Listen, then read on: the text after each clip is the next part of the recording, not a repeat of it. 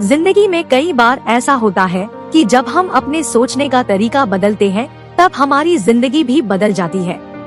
जिंदगी में जो कुछ भी होता है वो सिर्फ 1% ही होता है, बाकी 99% तो हम जो हुआ है उसके बारे में क्या सोचते हैं, यानी कि हमारा रिएक्शन ही होता है। एक लड़का था जो देख नहीं सकता था। ये लड़का भीख मांगकर अपना जीवन गुजारता था। एक दिन ये अंधा लड़का हर रोज की तरह एक बड़ी सी बिल्डिंग के आगे बैठकर भीख मांग रहा था। उसी समय वहाँ से एक अनमोल नाम का लड़का गुजरता है और इस अंधे लड़के को भीख मांगता हुआ देखता है। अनमोल उसी बिल्डिंग में एक ऑफिस में काम करता था।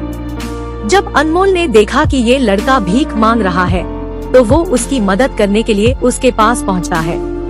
अनमोल वहाँ जाकर देखता है कि इस लड़के के पास एक डिब्बा है और उस डिब्बे में थोड़े सिक्के भी है।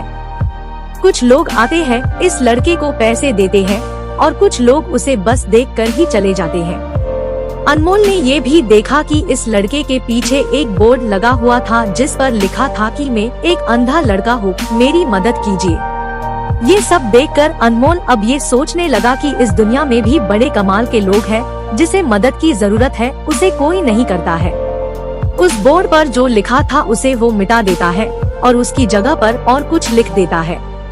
अब अनमोल कुछ पैसे उस डिब्बे में रखता है और ऑफिस की ओर बढ़ता है। फिर अनमोल ऑफिस पहुंचता है और हर रोज की तरह अपना काम करता है। शाम को जब वो ऑफिस से अपने घर जाने के लिए निकलता है तभी उसे वो अंधा लड़का याद आता है। वो ये सोचता है कि मैं एक बार घर जाने से पहले उस लड़के को देख लूं। मेरे लिखने की वजह से उसके जीवन में कोई बदलाव आया है कि नहीं। वो अब उस अंधे लड़के के पास जाता है। उसके पहुंचते ही वो लड़का खड़ा हो जाता है। वो कहता है कि भैया, मैंने आपको आपकी आने की आहट से ही पहचान लिया। आप वही हैं जो सुबह आए थे और मेरे इस बोर्ड पर कुछ लिख कर गए थे। मैं आपको सिर्फ इतना पूछना चाहता हूँ कि आपने ऐसा क्या लिखा था मेरे बोर्ड पर कि जो भी यहाँ से गुजरता है वो मुझे कुछ ना कुछ देकर ही जाता है। अनमोल ने कहा कि मैंने जो तुम्हारे बोर्ड पर लिखा हुआ था उसे मिटा दिया।